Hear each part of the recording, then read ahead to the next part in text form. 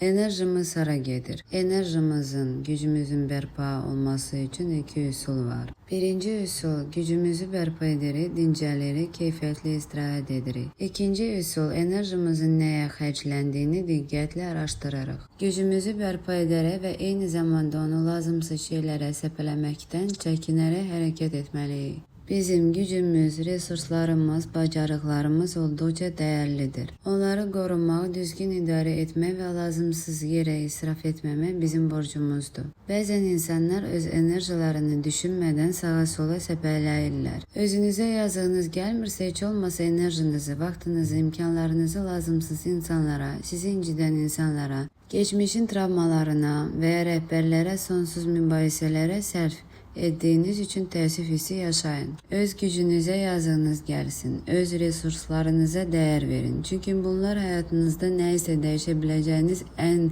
mühüm şeylerdir. Yoksa yerinizde sayacaqsınız, bir addım bile irəliləməyəcəksiniz. İnsan gücünü, enerjisini boşa xərcləməməlidir. Eğer yorğunluq hiss edirsinizsə, bunun iki səbəbi ola bilər. Ya gücünüz tükənib və bərpa olunmağa ehtiyacınız var, ya da gücünüz lazımsız şeylərə sərf olunur. Burada əsas məqam enerji idarəçiliyidir. Bəzən insanlar güclərini mənasız mübahisələrə, zərər verici münasibətlərə, başqalarının problemlərinə və ya keçmişdə ilişib qalmağa sərf edirlər. Nəticədə onlar öz həyatlarında irəliləyə bilmirlər. Özümüzə sual etməliyik. Öz gücümüzə, enerjimizə hörmət edirikmi? Enerjimizi həqiqətən vacib olan şeylərə yönəldirikmi?